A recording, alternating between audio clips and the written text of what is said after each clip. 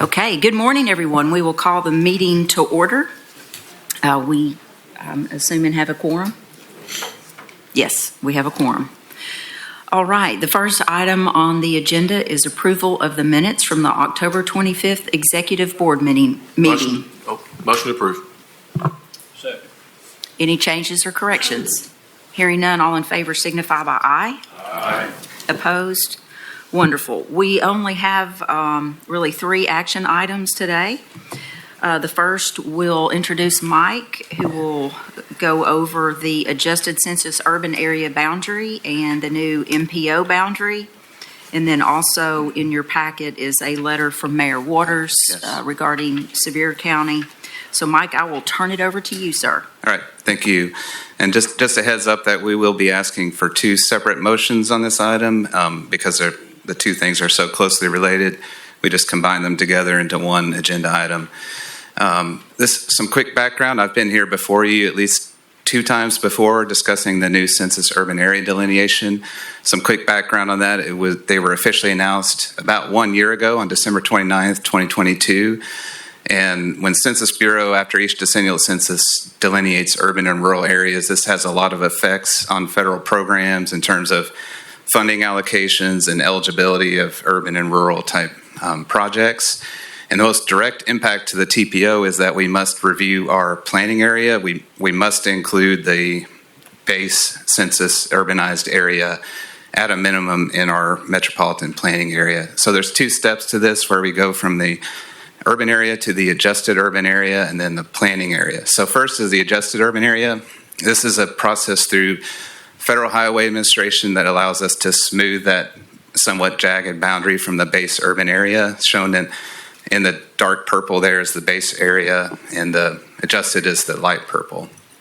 This is an optional exercise, but it makes sense for consistency of the urban area representation and for functional classification. So a couple of quick examples here. This is in Loudon, I-75 interchange, State Route 72. The dark purple is the base area. You see there's all these, you can kind of see on this map if my pointer works. These are some large manufacturing industries out here. Also the Tennessee National Golf Course, residential communities up here. So those are all urban type of areas. So what we did is we smoothed that in. You can see the shaded area. Also, the river kind of provides a natural boundary for that. Another one for roadway classification. This is the Alcoa Highway, Governor John Sevier Highway interchange. So the dark purple is the urban area. You see it goes in and out of the urban area on Alcoa Highway. Also, John Sevier Highway goes in and out. So it makes more sense to smooth all that in so that's a consistent designation of roadway classification.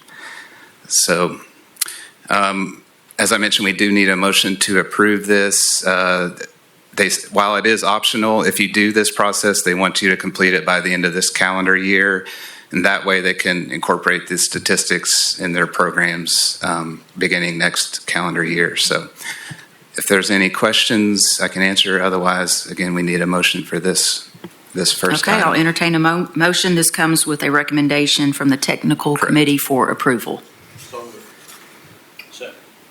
Any further discussion, questions, further questions? Hearing none, all in favor signify by aye. Aye. Opposed? Thank you. Okay, so moving on to the next part of this. The second part, again, is to designate our metropolitan planning area. So as I mentioned, we must include that base census area, and then the other requirement is to include additional area that's anticipated to become urbanized within the next 20 years. So, of course, we keep that adjusted area we just approved, and then we look beyond that. So if we touch any municipal area, like just part of City of Clinton, for example, we'll go ahead and take in their entire municipal limits just so that way it's completely clear what parts in and out of the TPO because they're a voting member of this body. We also looked at census geography, so the census block groups. We need that data you'll hear about in the next item for statistics on minorities and other census information that feeds into our process. So it makes sense to include entire block group boundaries where possible so that data collection can be done more easily. And also those typically align with major topographic things or rivers. So from that standpoint, it makes sense. The other thing I want to highlight here is that we've talked to you about this before. We actually used to have Seymour and Telco Village in the Knoxville urban area, but they split apart in the new 2020 delineation. But we are planning to keep those in the TPO planning area. In terms of the deadline on this, we have to do it by the next major long-range plan update, which is May 31st, 2025. But obviously, we need to know what it is as we develop that plan. So makes sense to do that at this point. So just wrapping up here, our executive board voting membership will not change. We didn't add any new jurisdictions over 5,000 population. The new population estimate is over 730,000. So next steps, we do need to further discuss how that allocation, funding allocation for Telco Village and Seymour will work. As folks know, those are not incorporated areas, so they're represented by the counties they're within. I do want to also direct you to that letter in your packet from Sevier County Mayor Waters, and Mr. Temple is here. If there are any questions about that aspect, we did special coordination with Sevier County because unlike Telco Village, where we would already have, I would still have parts of Loudoun County in the TPO, if we lost Seymour, we would potentially lose all of Sevier County and lose Sevier County as a voting member of the board. But as you see from the letter, they do have a desire to remain within the TPO. And of course, Seymour should get an allocation of funding. So we're still waiting for TDOT to give us the official amounts of that funding. I don't know if Matt has any updates today. So, but from that standpoint, to keep that funding in the area, we think is extremely important. So, again, any questions about this aspect? Or if not, then we do need another motion to approve the planning area boundary, which technical committee also recommended approval of. All right. You've heard Mike's presentation. We've got a resolution that's 3B in your packet. Do we have a motion to approve that resolution? Second. Thank you. Thank you. Any further discussion? Any other follow-up questions for Mike? All right. Hearing none, all in favor signify by aye. Aye. Opposed? Thank you, Mike. Next, Doug Burton with a Title VI report. And we will need a motion to approve this report. All right, thank you. This is a report on the Title VI Report 2023. There was a draft, the link included in your agenda. I don't know if you got to visit that or not. This is required because we receive Federal Transit Administration funding directly. We're required to do this every 3 years. I kind of call it a desk audit. If you think about, the way I best describe it is if you think about like an accordion folder where you have these different compartments, they give us a very specific checklist of what they want to see. It might be a map of the planning area. It might be a table of the racial composition of our board. They want those very specific items. A few years ago, I tried to take the report and write it where I felt like a citizen could sit down and read it, and they didn't like that. They're like, we can't find these items in your report. So the next time I said, I'm just going to give it to them literally like they wanted on the checklist. I got a great response, and they asked if they could use that as a best practice across the nation. So it's a little bit dry, but what it is just a series of exhibits. It has a focus on transit, but however, because we accept that federal dollar, we have to consider Title VI in all of our programs. And we're also required to look at Title VI through TDOT. As federal funds throw to TDOT to us, those also come with the requirements to consider Title VI. This is probably my 10th or 11th one of these reports I've done. For many years, because we considered it a desk audit, we didn't even bring it to the board. We just did the work, filed it. You probably would have never heard about it unless an issue came up. But about three generations ago, they made it a requirement that you do pass a resolution. I think as we become a society where more and more people are complaining and filing lawsuits, some MPOs across the nation were surprised when they got a Title VI complaint, and they're like, we didn't even know we had a process. So they want you as a board to know we do take Title VI serious, and we do have a process. Title VI covers the Civil Rights Act of 1964 that prohibits discrimination based on race, color, and national origin. President Clinton, during his administration, passed an executive order that added some additional protections to minorities and also added low-income persons. And you often hear that referred to as environmental justice. What do they want you to know as a board? We are required to let to know our residents and citizens know that there is a Title VI process in place, and we do that by posting notices in our office, on our websites, and in our reports. We do have a complaint procedure. It is on our website. Knock on wood, we've never had a complaint. We also must provide Title VI assistance. I notice sometimes if you Google Knoxville Title VI, our program pops up first. So from time to time, I get calls, and it ends up that I have to refer them to another department or another agency's Title VI coordinator. But that's part of our requirement. Just because it doesn't deal with us, we can't just ignore it. If you were to pass a non-elected committee, and we've had those from time to time, there was a time where we had the Urban Transportation Issues Committee. The board approved that committee, and each board member appointed a citizen to that.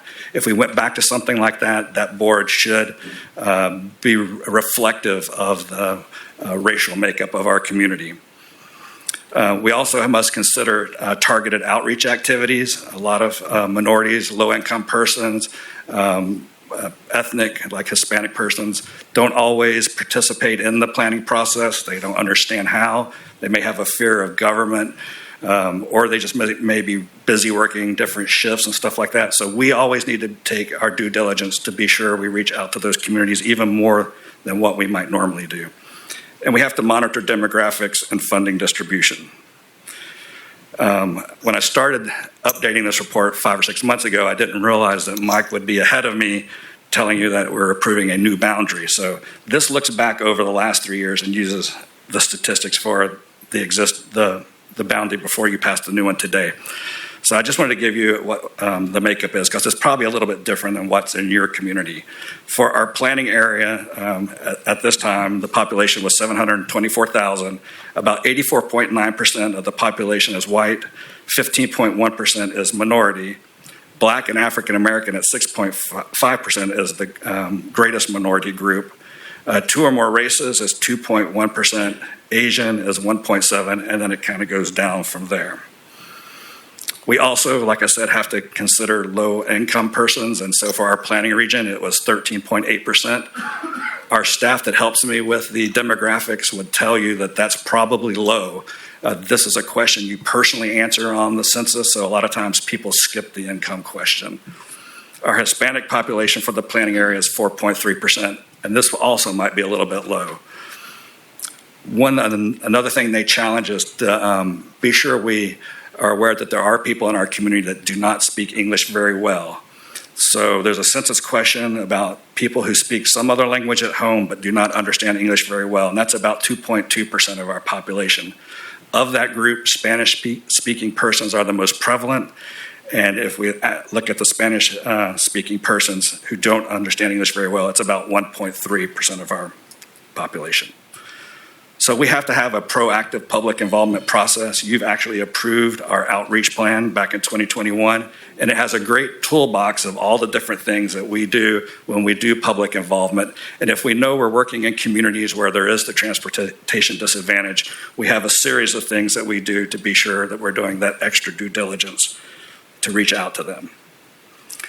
We also have to do different maps and demographics, and we work very closely also with our transit partners. I know like when CAT has to change routes, they often have to do a Title VI analysis, and we work very closely with them on some of those analysis.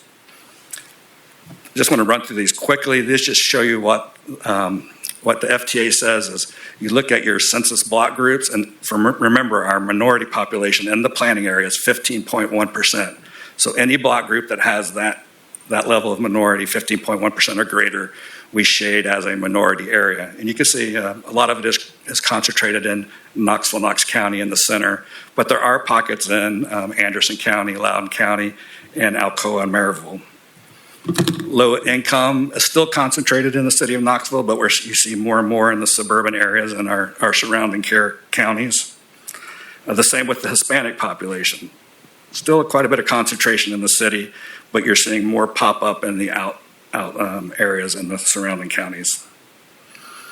This just shows you an example of how we overlay like our TIP and our mobility plan projects. This is overlaying the projects on the minority map. And we can use this a couple of different ways. If we were going to go out and do a public meeting about this project, we might see that it is definitely in a minority area or a Hispanic area, and then we can kind of prepare for that and have maybe interpreters at our meeting. So that's how we use a lot of these maps.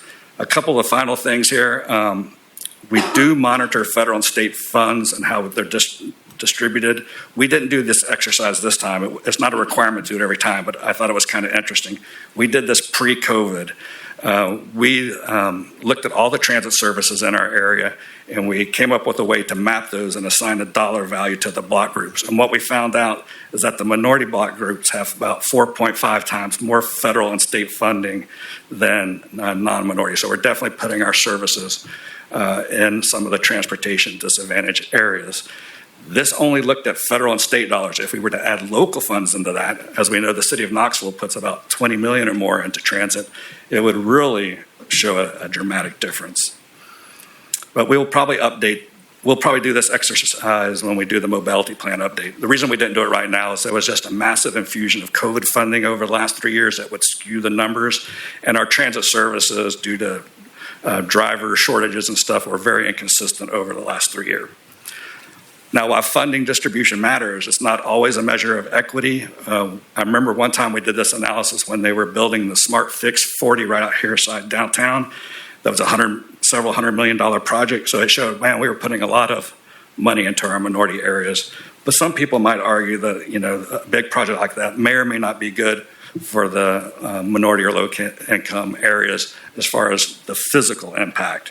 You've probably seen some articles in the newspaper where some people claim the James White Parkway, built 25 years ago, kind of separated East Knoxville from the downtown. And you can argue whether that was a good or not a good thing. So it's not always about funding. Sometimes it's about also the project impacts.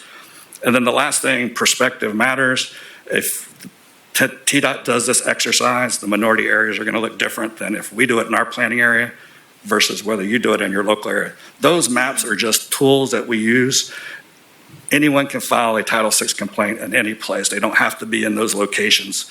Why those maps are very important, I want you to realize those are just tools that we use.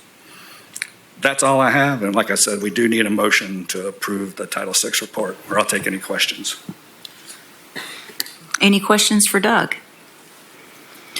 If not, you have attachment 4A, a resolution approving the Title VI report for 2023. I'll entertain a motion. So moved. Second. Any further discussion? Hearing none, all in favor signify by aye. Aye. Opposed? And Doug, congratulations for making us proud and producing a model report. Hopefully you're not going to leave us to be a high-priced consultant for Title VI reports. No, not at this time, but seriously, that is a great honor, and job well done, sir. all right, thank you very much. All right, Craig. Good morning, everyone. Good morning. High-priced Title VI consultants. I did not know that was a thing. This is a little bit of where the process that we have here, where dollars meet the road, or our transit agencies. So obligated projects for the fiscal year. This is for your information. It is not a action item, and we're looking at the previous fiscal year 2023. We'll talk a little bit about the general terms, what happened in the given year, and then look at the obligations, kind of chop it up in some different ways so that we can see a little bit of perspective on those. And in fiscal 2023, a couple of unusual things about the chart that we see there. In fiscal 2023, first of all, we obligated the most funds in the TPO area that we have in our history of records. And then curiously, you'll see that the green line, which is the obligation number, exceeds the blue line, which is the programmed number for the first time. Typically, we have funds programmed in a given year, and we don't obligate everything in that year. And you see that the gray area in the middle is the gap between those two. This year, we actually programmed above that number, and what that represents is kind of catching up funds that were programmed in 22 or a prior year that in fact obligated in 23. So unusual. That's the first time that's happened, but just a little bit of an observation. In fiscal 2023, we had $221 million programmed, and the obligation was $241.6 million, and that was divided up between 47 projects and groupings, most of which 41 were from the previous TIP, and only 6 from the current TIP. That's pretty typical in the first year of a given TIP. You're really projects that were programmed previously looking backwards, and as we move forward, as this new TIP matures, you'll see that percentage slide to be mainly current programs. Let's see here. If we look at the beyond the top line, if we look at programming authority, really here in the area, we've got projects going directly to our FTA partners. We've got TDOT obligations and then TPO directed funding. As a general rule, the majority of that, we've got the big heavy dollars that are going to the large TDOT projects. So TDOT's always going to be the larger programming authority here. This year, you see that number, $211 million, or 87% of those funds is represented by TDOT. TPO funding, whether that be federal highway funds or FTA funds that are programmed here, are just a small percentage of that you see, 1.4% of FTA and a very small amount of federal highway funds that happen to obligate this year. And that's largely just due to where projects are in the delivery process. We just didn't have any that went out the door this year. We anticipate that changing a little bit next year, and we'll talk a little bit about that as we move forward. FTA direct funds, $26.5 million, 11% of the funds, and again, the total does add up then to $241 million. And recall that this is the federal obligation, so it doesn't represent any of the local match that's there in there. So, that would be in excess of $300 million of investment, I'm sure, once you factor in the local match. Obligations by funding source. You're going to see that this kind of parallels, just another way of chopping up what we're looking at there. In HPP, you see there's 83% of that programming. That is all on the TDOT side. That really represents the lion's share of that. Again, the total, $211.7 million on the federal highway side and just under $30 million on the FTA side for that $241 million total. Obligations by project type. This is, again, another way of looking at that, kind of splitting it up by what is the nature of the system there. And my notes are covered up here by our slides, so I'm going to apologize and grab something real quick because I need my notes on this one. Where did that go? There we go. This is where I wanted to point out that interstate and state routes, we had some significant obligations this year on the state route system. Alcoa Highway, Woodson Drive to Cherokee Trail, as you know, went to construction last summer. That was $124 million almost. Relocated Alcoa Highway in Blount County. That is another one that it is not represented in these numbers because that was an advanced construction project. So actually, that is a situation where those funds will be converted in future years. The obligation for that project will show up in a future report. And we had similar kind of the backside of that, we had I-640 Broadway interchange modification and Western Avenue widening projects that were completed that were previously advanced construction projects that showed up in this year. So kind of both sides of that advanced construction project, which is kind of a fiscal management and budgeting process that TDOT does to leverage the funds as best that it can throughout the state. TPO managed funds, which is what we're really looking at here and responsible for. Funding source, we had HIP, some money still left in that, as well as funds that were flexed to FTA. We had $2.1 million programmed, and about $1 million of that was obligated, so about a 49% obligation rate. LSTBG obligations, you see there we had a significant number of amounts programmed, but not a whole lot obligated, and most of that was flexed to FTA, 11% there. No TAP funds programmed this year because our partners knew that they didn't have anything that was ready to go out the door in this fiscal year, so non-obligated as well, 0%. Carbon reduction programming, that is a relatively new program through the IIJA.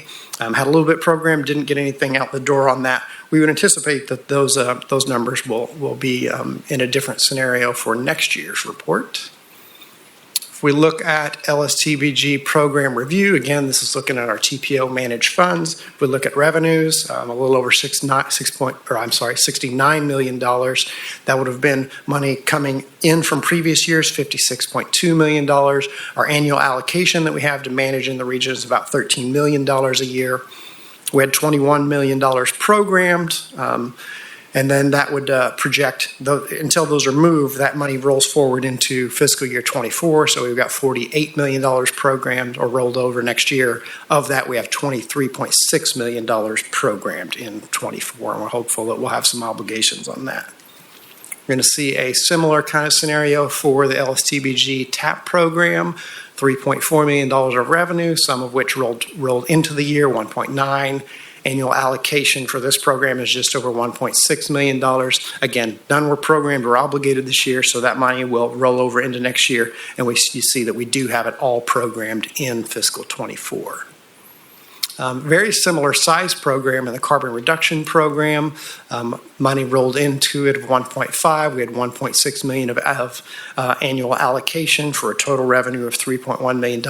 Didn't have anything ready to go yet, so we'll roll that forward into next year. And you see the lion's share of it is programmed for moving out next year. This report is available on our website, and it was also included as a link in your package.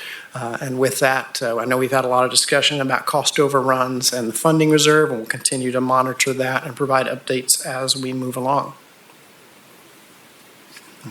If there are any questions. Any questions for Craig? All right, thank you, Craig. Thank you.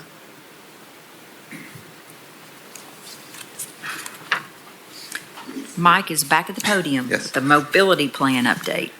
Back again. This will be a very brief update. We just want to keep you guys apprised and updated as we move along through the major update of our long-range transportation plan. I think we mentioned this to you at your previous meeting that we were kicking this process off. We're required to update the plan every 4 years, so the current Mobility Plan 2045 will become the Mobility Plan 2050. And today I just wanted to give you an update on some of the initial outreach that we're doing. So we have a website that's active. It's actually the one where the previous plan was also located. It's called www.knoxmobility.org. And right now there's active links to both a survey and an interactive map. As of yesterday, we've had 543 responses to the survey, and you can see the screenshot of the map there. There's been 210 points added. There's like 5 categories you can identify, issues with safety, congestion, or multimodal, that type of thing. I will note, the concentration of those are in Knox County and some in Blount County, so we're looking to get the word out still and get some more feedback, hopefully from the other counties, Anderson County, Loudoun, Sevier. So if you guys could help us with that, we'd really appreciate it. This will stay active at least through this month and probably next month as we move forward. And we'll announce a formal deadline once we have one to get that out there. But right now we don't have a set deadline. In terms of upcoming outreach, what we'd like to do, we do have a consultant helping us with this, and they've proposed interacting with what they call focus groups. So they want us to identify particular interest areas of economic development. These are some examples: economic development, traffic operations, freight, parks and recreation. So these will just be targeted discussions with sort of a small group of those type of people. We have a technical advisory committee, and their first meeting was on November 14th, actually in place of the technical committee meeting. And that is largely the technical committee membership on that advisory committee, same basic group. They'll be helping to guide the process and provide important feedback as we go along. We are also going to have at least 2 rounds of community events where we take this out to public meetings around the region. We're targeting early to mid-February for the first round of those. So we'll get that information out once we have those locations established. So that's it for now. If there are any questions, I can answer those. Or Any questions for Mike? Thank you, Mike.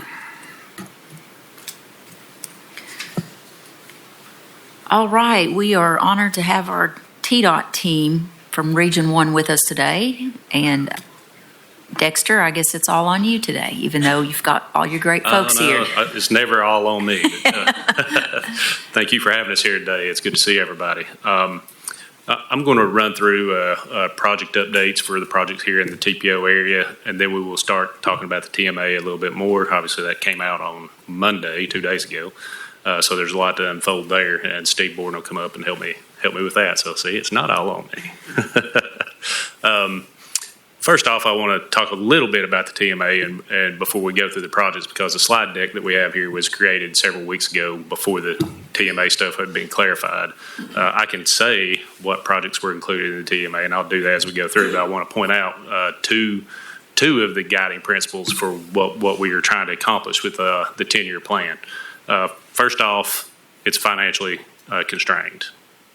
We can't afford what we put in the plan, and the department's position is that we're going to work on what's in the plan, and projects that aren't in the plan are going to sit until funding is identified that will fully fund the project to move forward. So that you'll hear that language as I go through the projects. The second tenet is what we start, we finish.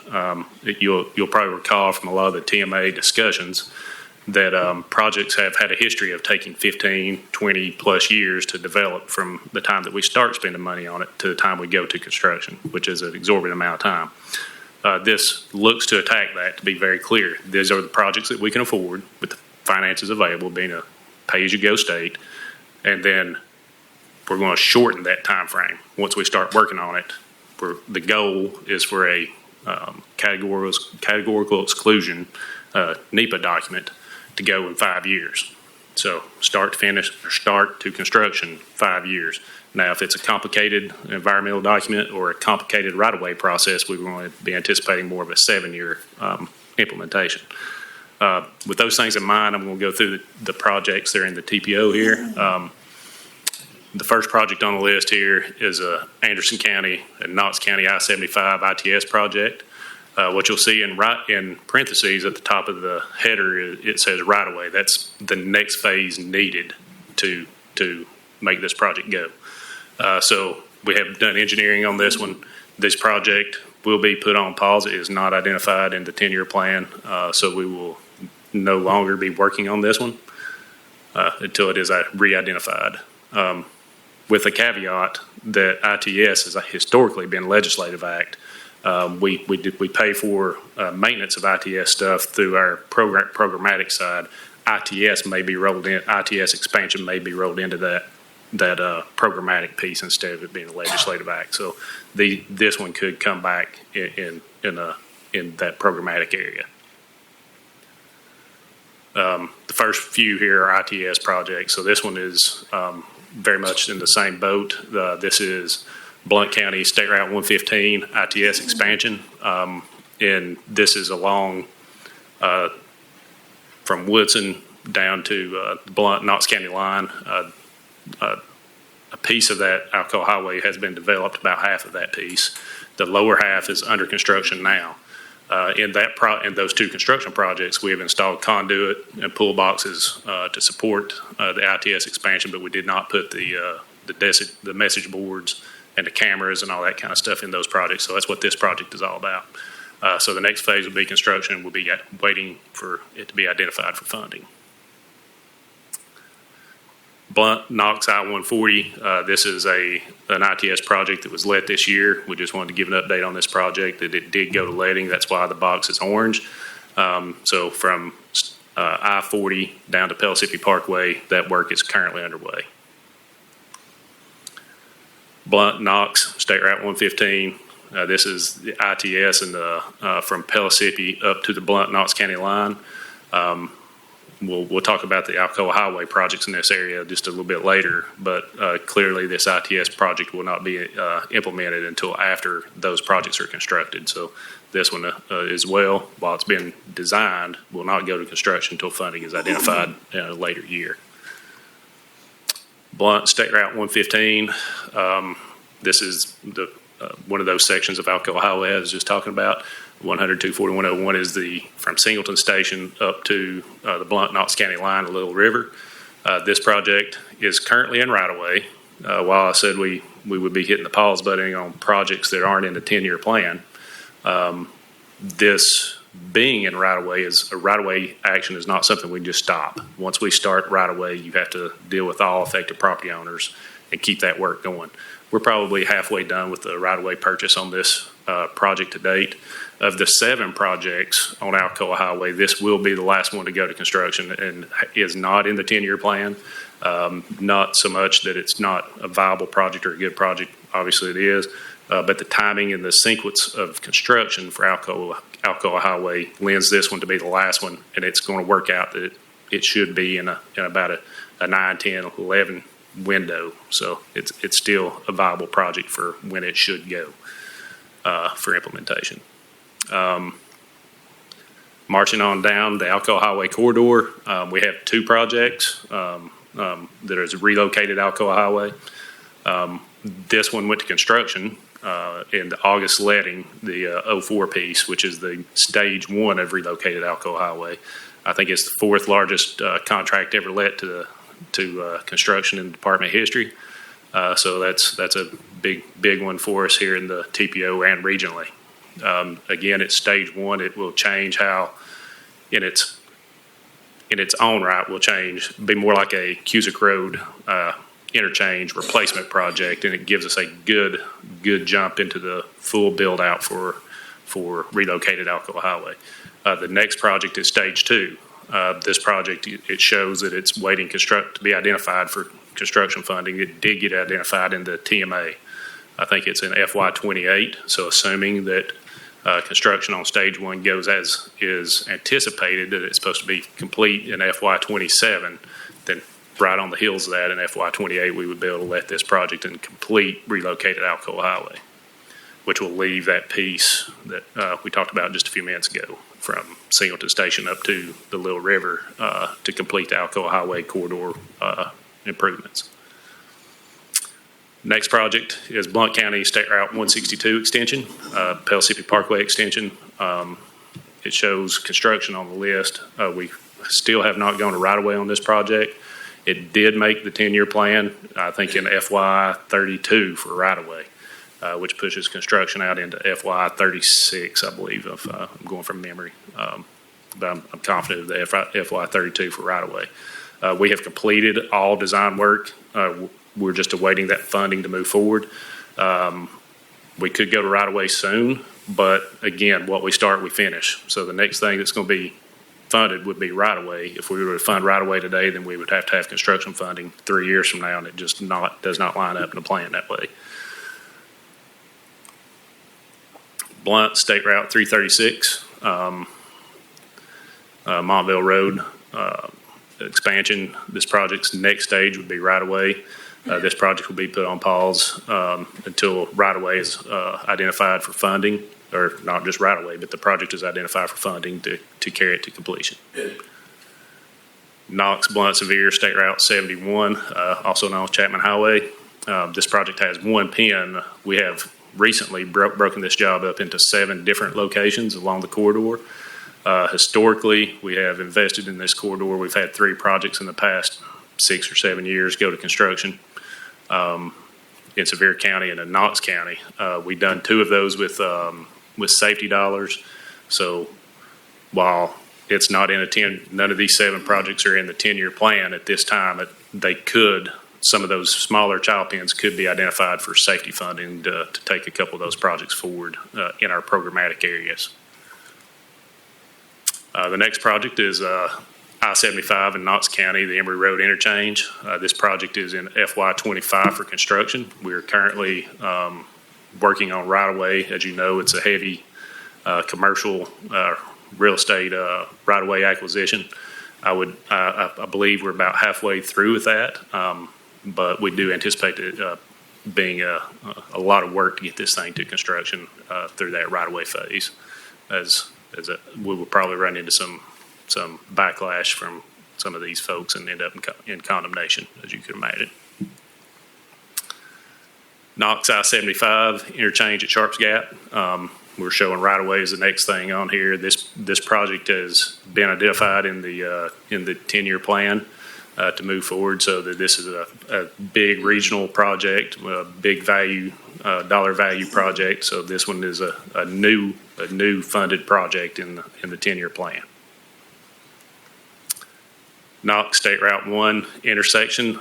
This is North Shore and Kingston Pike intersection. This one will be put on pause until right-of-way and construction funding is identified in a future plan. Anderson State Route 170. This is the Oak Ridge portion. This project previously was waiting funding to be identified. This one did make the plan, the 10-year plan, so we now know that we will be getting started on it immediately with right-of-way coming, I think, in 2025 or 25, I believe, and construction in 27, 28 timeframe. The county portion of Anderson State Route 170 had been in a 3-year plan previously. It was in FY 25 for right-of-way. We're still on track to make that happen. Construction still, this project does show up in the 10-year plan, and we will be looking to go to construction in the 28 timeframe on that portion. So this corridor as a whole will line up pretty close to being under construction at the same time. Blunt State Route 115, Alcoa Highway below the airport. This project is one that will be put on pause until funding is identified to carry it forward. Knox State Route 162, Pellissippi Parkway interchange in Solway. This one as well is one that will be put on pause until it is identified in funding is identified for right-of-way and construction. Knox State Route 131, East Emory Road. This one is just like the last one, will be put on pause until right-of-way and construction funding is identified. Knox State Route 62, this is Oak Ridge Highway from 131 out to Shod Road. Will be in that same boat, waiting for PE, right-of-way, and construction funding to be identified. Knox I-75, this is a widening project from Emory Road up to Raccoon Valley Road. This one as well will be paused until the remaining funding is identified. Knox I-40, this one had been identified in the Improve Act as a interchange with I-275 west approach only. We accomplished a lot of the throughput problems that were identified at the time that the Improve Act was being pushed through with the resurfacing project and a new lane assignment. So we fixed a lot of the issues that were happening at this location, but that pushed the issue just a little bit further west out toward the I-640, I-40 interchange and out towards Paper Mill Road. So the idea would be to have this project re-identified in that location, still as an Improve Act project, but it will not move forward until funding is identified to put towards this project. Loudon I-75, widening project. It shows up here as a 16-mile project from Pond Creek Road to the I-40, I-75 interchange. Excuse me. This project's being split up into 4 projects as well. 16 miles is a massive project.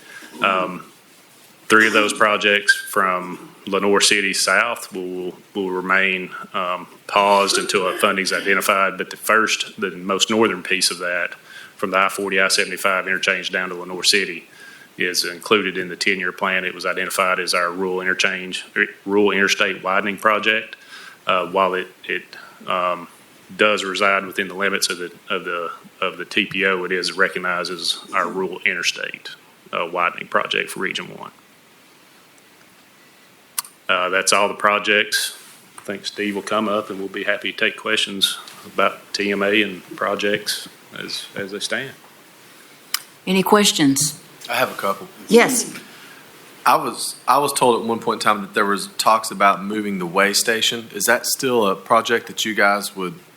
Is there a date or a time, or the one down in West Knox? Yeah.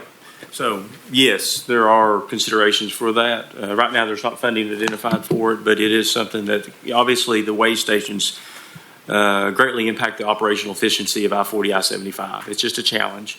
When those things were built, that was farmland, right? We all remember the pictures, and certainly it's not anymore. With the volumes that we have, the percentage of trucks is extremely high along that corridor. So, yes, that's something that is under consideration.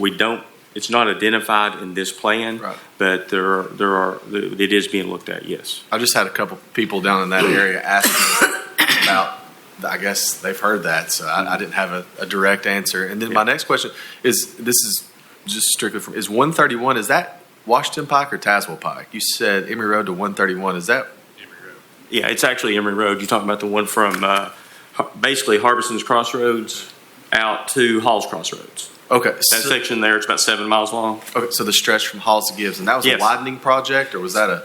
It's a widening project. Four-lane? Actually, it would be a 5-lane similar to what is throughout the corridor all the way through Powell. It would match it somewhat. Okay, and it's placed on pause. Yes. Okay, just 131 was it's okay. Yes. All There's right. 131 runs for a long ways, and it jumps from different. So it does change there. When you get to Harbison's, you have to turn left on 131. It starts being Tazewell Pike. Okay. So it does change from Emory Road to Tazewell Pike. Yeah. Thank you. Other questions? Go ahead, Mayor. Okay.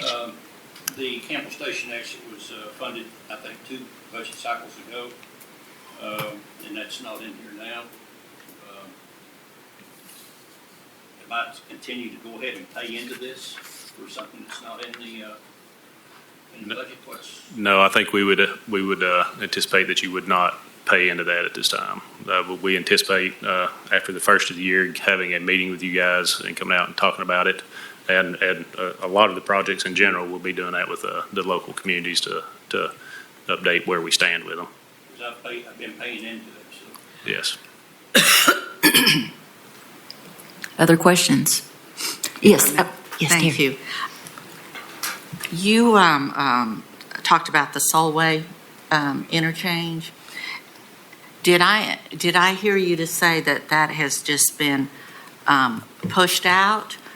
It's still approved, but it's just It's not. still a project. going- What I want to reiterate is this was just the projects that are identified in the TPO area, but statewide we have 82 pages worth of projects that are not moving forward at this time. We wanted to put together this 10-year plan that shows physically constrained. This is what we can afford. This is what we're going to work on.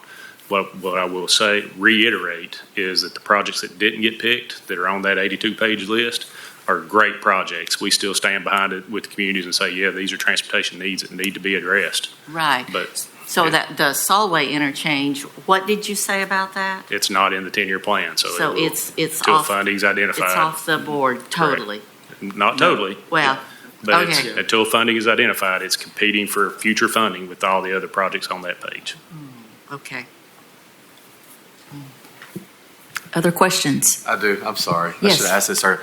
Is there anything that would change where these projects rank? Maybe higher accident, like if we have, I hate to use this, let's say we have a major development that comes in on Clinton Highway right there at Anderson County, and accidents and things of that nature start to increase. How would that rank your project differently, given that there's fatalities and things of that nature? Or how are they ranked? So certainly there's a lot of things that go into that. Now, a lot of times we're using safety funds that can drive some of those particular things like we talked about on Chapman Highway. We actually, 2 of the projects are done under safety programs. But this so it's a 10-year plan. You know, traditionally we see our 3-year plan. It's a roadmap. It obviously has flexibility to change. We know there are going to be changes with development, with economic drivers and things, and so we have to be somewhat flexible. But this is how much we can do over that period. There's $15 billion, a little less than that in this plan for 10 years. And that's leveraging TMA money, our traditional state funds, our federal highway funds, all the things that we can get. And with that, we got 93 what we call legislative projects. And this doesn't include all the program projects. We're still delivering safety projects, bridge projects, resurfacing projects. Many of you all know in y'all's areas, we leverage our resurfacing projects a lot of times to add center turn lanes. That's been a topic up in Sevier County for 411, where we're going to deliver that and actually add capacity and throughput and safety as part of resurfacing. So those things are still going on in the background. But when you look at it, certainly as things change, this will be reevaluated every single year as we go forward. But it does give a roadmap. And like Dexter talked about, a lot of times we had projects and we funded them in phases. We're a pay-as-you-go state. It still took us 15 years to deliver a project because, we would fund it for 2 years and then we had to identify the next phase, and it may kick out another 6 or 7 years and start right away. Then you go to the next phase. And we were still delivering in that 12 to 15 year time period because of the gaps in funding. This is compressed to say, hey, when we start it in your community, we're finishing it. We're budgeting that money in those out years so that we're able to actually get it done. And then that gets off the books and the other projects slide in for that opportunity in the future. So. Another question is there any impact on the Walk Road Everett project? Is that all still? The project is still identified in the 10-year plan. Yes. The interchange, yes, it's in the 10-year plan. And then you mentioned one other area that I could like pick up on. I believe it was a Level Road project, that section from Shod. Middlebrook High to Pellissippi. Project's on pause. No, That's on pause okay? also. I'll chime in there real quick because that project is actually funded with our TPOe federal dollars. I know that the county submitted an application on the SPP application form to get some additional TDOT funding for that project since it is a state route. I guess it was not picked, but we hope to have further discussions. Right now it's 80% federal of the TPO dollars. We get roughly $13 million to the region. And with that project being over $20 million, it obviously would eat up a huge part of our allocation. So we were looking to TDOT to fund additional of that, but it was not included in that 10-year plan. So. Yeah. You want me to say that now? Yeah. So, the statewide partnership program, which I think you all remember when back in April, we asked for a number of projects that you provided. Over 100 projects were received, pared down to 66, and 6 of those were funded in the TMA. Because of the fast track of that, I think this is our first attempt at putting this out. Now that we're out, we will have a year to discuss this. We're looking at making that an annual call for SPP projects to help leverage some of these funds that we have moving forward. So there'll be more coming out in the future on how we're going to open up the call again at some point. I have a question. So normally a 3-year plan, traditionally legislators adopt the first year. Is this 10-year plan going to be adopted over a 10-year time frame, or is it only going to still be a 1-year allocation of funds to the state legislators? Yeah, it's still the 1 year. Our 3-year plan, our 3-year plan process will be just the way it is now. Right. Years 2 and 3 are in there as we go before the legislature to talk about that 3-year period. Okay. Year 1's voted on for the allocation of the funding. That'll still be the same. Okay. The 10-year gives everyone a good look at what we have available funding-wise and how we're administering those funds. Again, each year we'll look at the 10-year plan again. Some things could move. A lot of factors inside of this is deliverability, along with congestion, safety. There's a whole lot of stuff that goes into the prioritization process. And then it gave us kind of like a roadmap. It didn't really tell us and then we had to go through that process. One thing that's different is deliverability. If you see it in there, we're trying to make sure that we can deliver it then too. Putting a project in there, eating up a budgeted amount in an out year, and you're not able to actually deliver it is not good. We want to make sure every dollar gets to the street as fast as possible. And I'll just add to that a little bit. We only pass the budget 1 year at a time. And so we do not say, okay, we're the budget could blow up like it did during COVID, and different things. Some things can happen, but they wanted to make sure that the projects that were in the 3-year plan, that there was reasonable certainty that we would have the funding for them, because I think in the past there's been things put in the 3-year plan that it was not realistic that we would have the funding for them in year 2 and 3. So this is the ones in like 4 through 10 is, like you said, it's kind of the plan. But if we have a huge drop of folks into a certain area and it grows and some things change, we're going to have to modify it a little bit. Just a couple of things that I wanted to speak about too. Although there was one thing in the report that said that Region 1 was one of the most heaviest trafficked areas in the state, and I said it shouldn't say one. We are the most trafficked area in the state. But one of the reasons that the first Choice Lane project is going over to the Nashville area that they've identified on 24 is that it's not the amount of traffic right now, but it's that growth in that area. In the surrounding counties, while we complain about our growth, it's driving prices of houses and everything up and rentals, and people are moving here, but we're at about a 3% growth rate in this area. And whereas the Nashville surrounding communities, not Davison itself, but the surrounding communities are like 6, 7, and 8% growth. And so that growth in that Murfreesboro up to Nashville area and people getting up there to work with, they've been working with consultants that are in this field of doing choice lanes around the country and talking to potential investors. And whereas just for round numbers, an average choice lane may cost $1 billion. Well, usually the state partners have to put in a percentage. Well, the Nashville area, we may only have to put in 10%. And so then that's, it's mostly pays for itself. So they're giving us $900 million to improve our roads in the state. Whereas Knoxville, because of our growth is smaller and more measured, and the time of day that we have traffic and everything else, the state might have to put in $400 million. And then that's that less we have to do on all these other projects. Yes, I was a little disappointed that I didn't see some more projects here in our area, and I'll continue to fight for that. One of the things, though, they're still looking at, and there's $32 million to still research choice lane or our urban congestion problem in our area.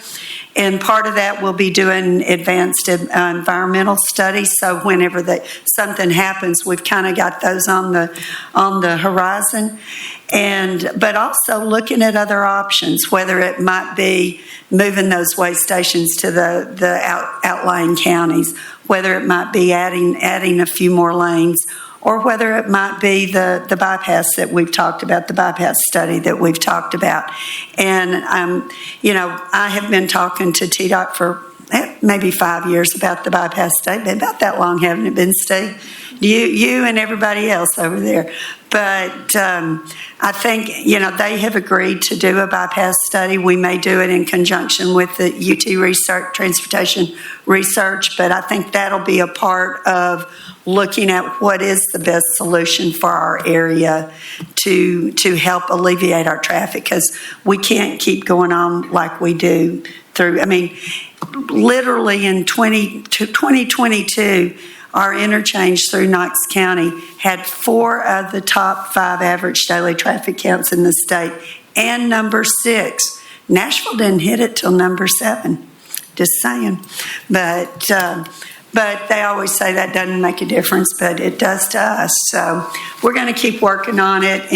But it is the department really, the good thing is if we can really speed up our road building, and that's going to help us get to other projects quicker. It's also going to save us money, so we're going to be able to build more projects, because if we keep taking the 15 years and everything keeps costing more down the road, it's harder to build everything we need to build.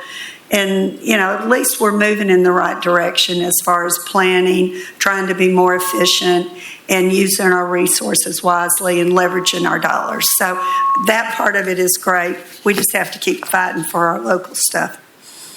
Thank you so much, Senator. Matt, did you have something else you wanted to add? Yeah, to just that? a couple things. Thank you, Senator, for that. One is regarding, the study. We are probably first quarter of next year, we'll be kicking off our statewide transportation plan update. So a lot of this, now that we have the TMA to work off of, we'll be able to incorporate a lot of this plus everything else that will go into that plan. The second thing, I wanted to go back to the 10-year plan and just sort of remind everybody that the IIJA or the bill expires, I guess, at this point in 2026. And as you can tell from the 10-year plan, that goes beyond that. So we've anticipated flat revenue growth for the years beyond the act.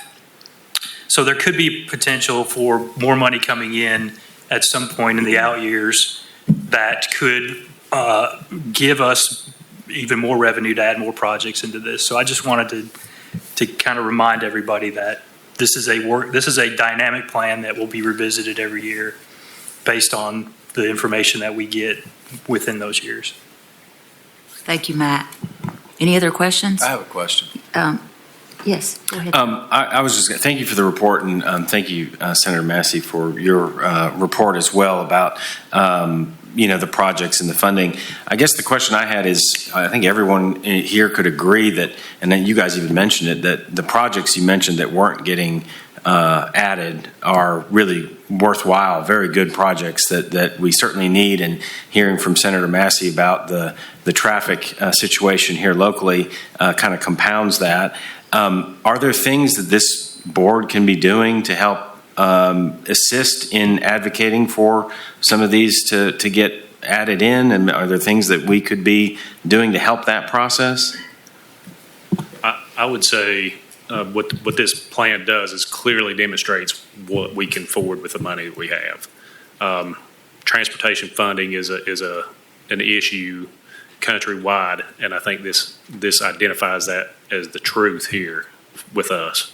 So it's really about, are we going to bring those projects in and replace a project that's on the list? I mean, that's not the question you're asking. It's how do we get funding for those other projects, right? So it's really a conversation about funding. Okay. And then just kind of following up on what Senator Massey mentioned, I know it's not part of this discussion we're having in this agenda item where you're giving this update, but there's a lot of discussion about the choice lanes that are going on now. Is this a good place to talk about that some? I know it's separate from this. Is that something we're going to be talking about in the future, or is that something we could even talk about a little bit now? Yeah, we can. I mean, certainly Senator is very versed in them and spent a lot of time traveling. And she is completely correct. We have 5 of the top 6 as far as volume. And certainly when a choice lane company comes in, it's a business decision. They have to put together a model to be able to pay and make money. These are long-term commitments. They're 30 to 50 years, and they're looking at their, prospectus of how we're going to make money. If I'm putting $1 billion in, I've got to be able to make money for that over time, right? And so, yeah.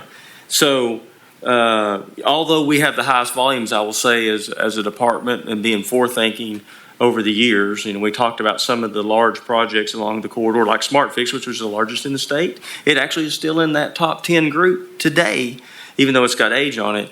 We modernized our corridor a great deal. If you take from Cherry Street all the way out to Lovell Road, it's all been modernized, which does help with the traffic flow. So when you look, we're at the very top on traffic, but when you look at the identified, what I call delay choke points, we're number 10 is the only place we have, and that's at Paper Mill, I-40, I-640 interchange.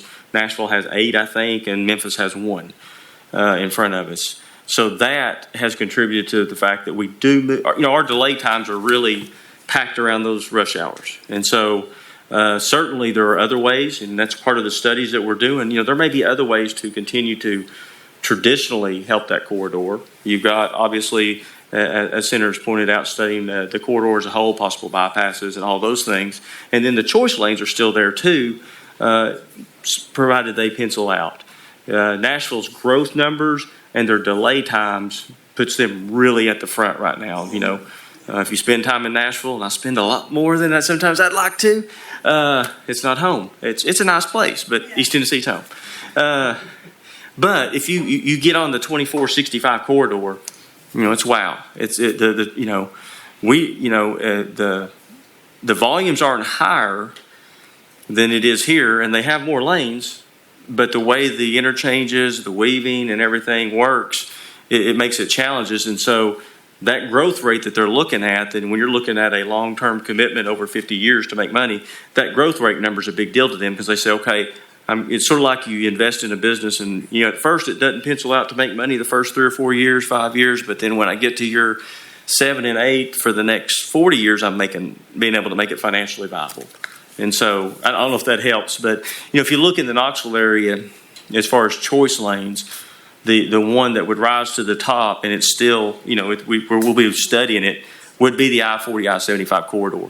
The other thing that challenges it is the percent trucks. Our percent trucks is extremely high on that corridor, and obviously it makes sense because you got 81, I-40, and I-75. We all come together and drive through Knoxville, right? Great idea. Probably not really. It was a great idea 50 years ago when they decided to do that. They didn't realize how much we would grow. But obviously that's another contributing factor. The weigh scales is traditionally one of the either number 1, 2, or 3 in the nation in the volume of trucks. So if you put that in perspective, the equivalency for a truck and a car is a lot different. And then we also have a little thing in East Tennessee that we have hills. Trucks don't do well when they have to stop and start again. And that's some of the things that you see right around that Watt Road areas what we call Scale Hill. Those areas really are part of the battle of the congestion. So one good thing we have with the rural interstate widening will actually, as it connects, because there's a bridge in that as well that's being redone, and the interchange, you'll probably get a little bit of benefit on that end in that eastbound movement as 75 and that rural interchange the rural widening, it plugs into the directional interchanges. And that was part of the thought process too. It rose to the top in the study. Some people will look over, why is that one? You have to pick one somewhere. But we tried to work on those directional interchanges too and work our way out. Much like on the other end, 81 is a viable candidate and has a project sitting out there that's not identified for funding for that. But you're trying to work your way out in a lot of those rural interchanges to get the best benefit for the traffic. Does that help? All right.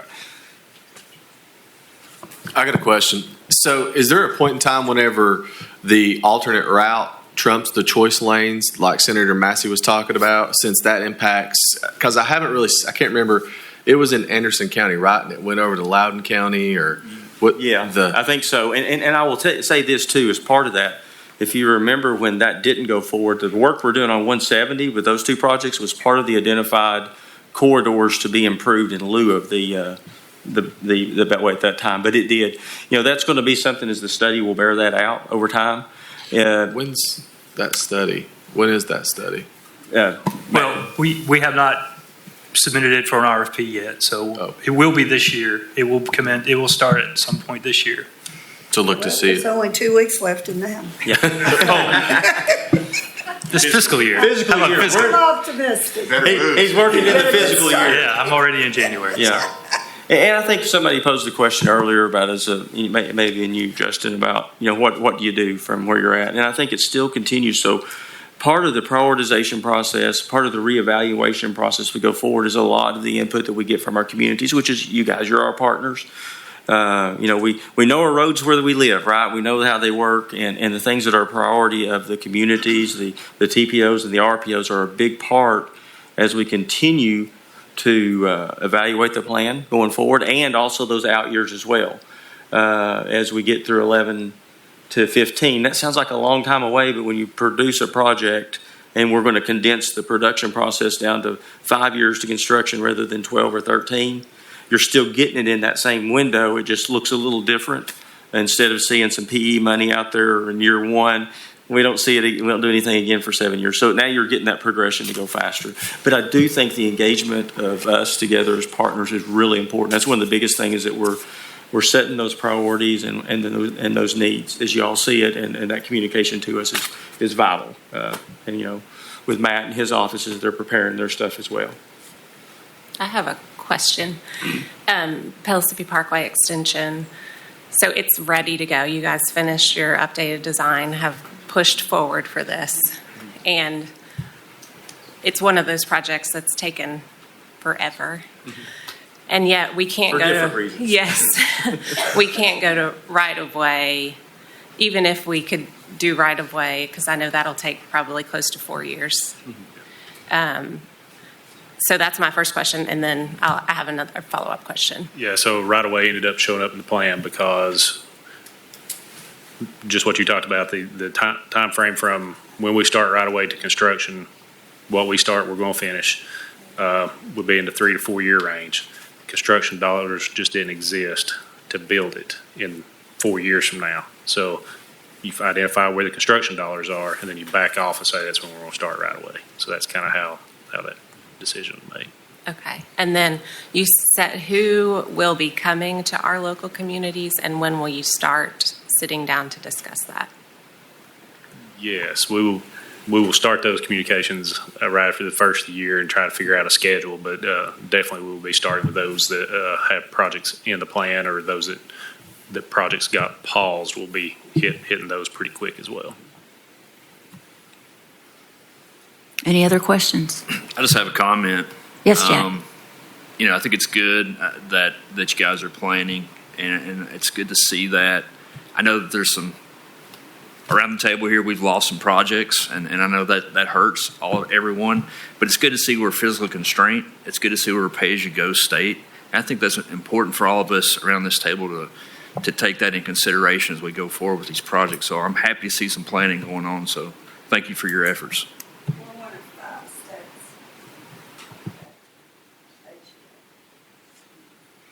I have a couple of questions before you slip away. So both the two parts of 170 are both in the plan. The first phase, I thought things got flipped, but did they get flipped? Or It shows that they got flipped, but we will have to do more analysis. I hope to be able to line them up to where they can go at the same time. Yeah. Okay. That would Okay. be the goal, is really construct those at the same time. So it may be that one gets ready a little earlier and we wait till the other one catches, because it would make a lot of sense. So let's just put it all in one contract instead Right. of two different contractors a year apart. Absolutely. Okay. And then on the Raccoon Valley Road, basically that's just an extension of that widening project. I know you're talking about doing the bypass study.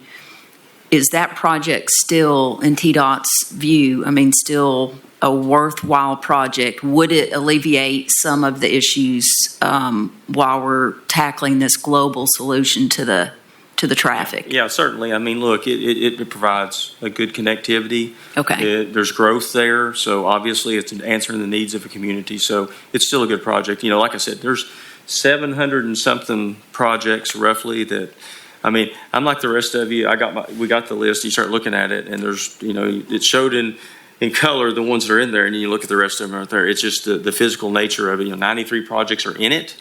Yeah. And there's 600 and stuff that don't make it in there just because of the financial reasons, and trying to be a good steward, and obviously trying to look at it from a community standpoint as we look at other ways to fund transportation, with grants and stuff out there.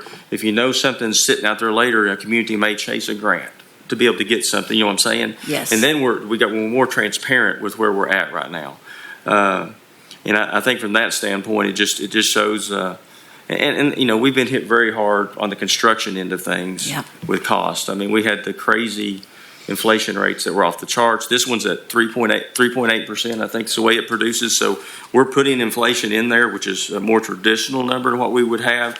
We did have that little window where things were just crazy. So, but those are great projects out there. Every one of us has one. If we, look in our community, I live in a community, right? Emory Road's a big one to me. Especially my grandbaby is in Halls and I'm in Gibbs, and I would love to have a straighter path as my wife picks her up every morning and brings her back to our house to keep her, right? I do all the time. I call them, man, you got to do something here. No, but we all have a community. If you're in Solway, that interchange, yes.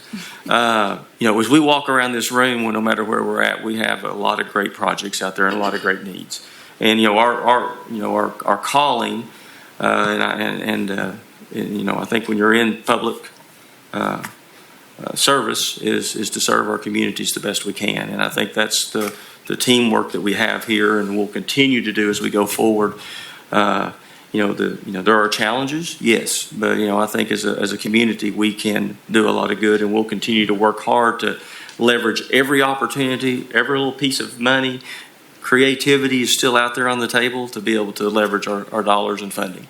And one thing I'm going to add, that the $3.3 billion that was put in the Transportation Modernization Act from the general fund was the largest investment in roads in our state history.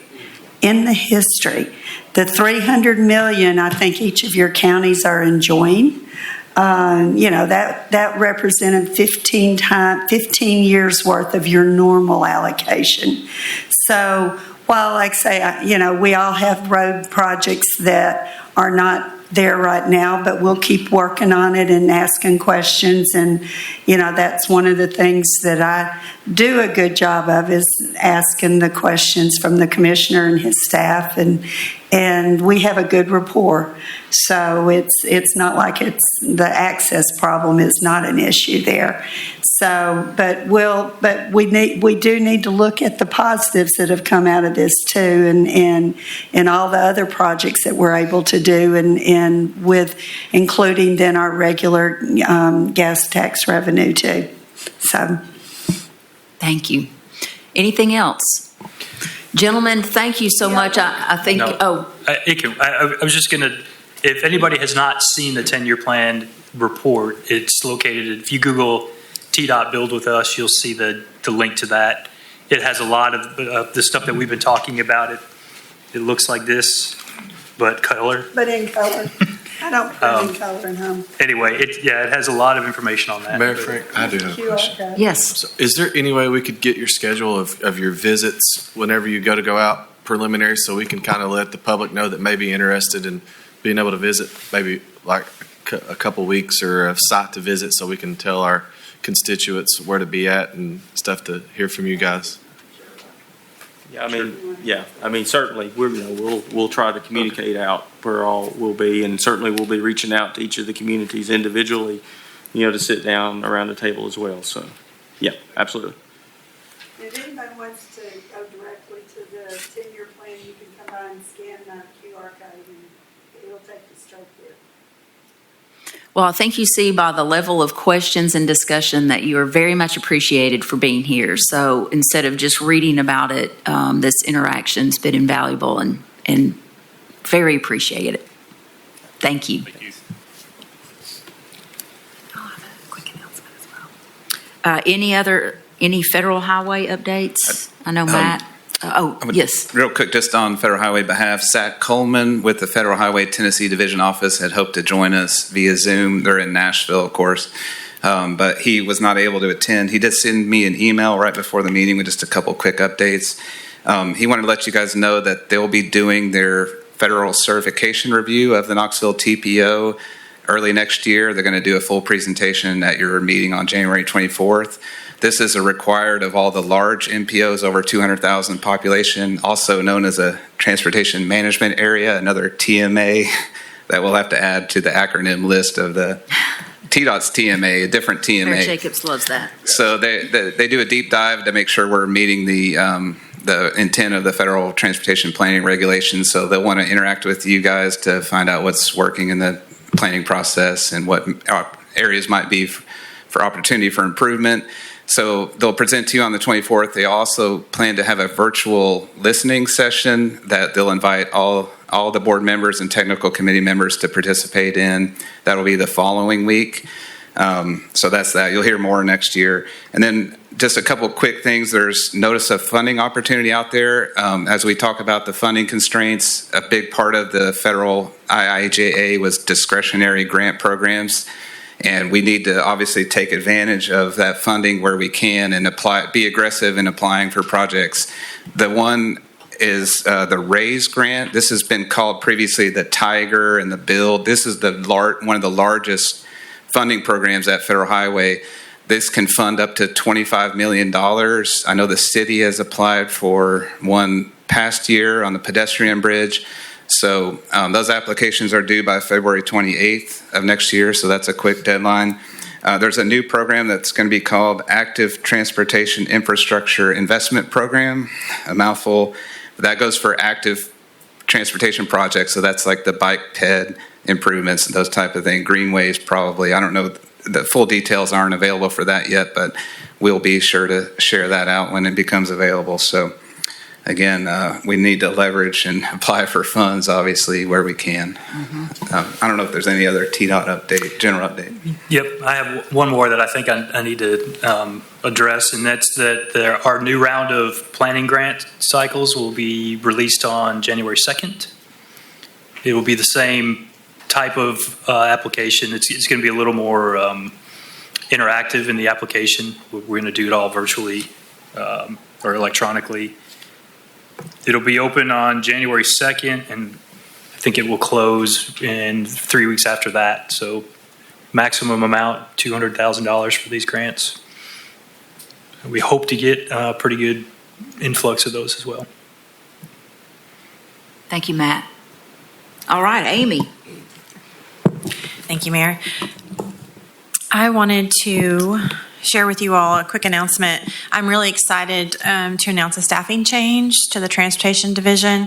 With Jeff Swelch's retirement last summer, we've been exploring additional opportunities for our current staff to take on new roles and responsibilities, which they all have, and we are very grateful for that.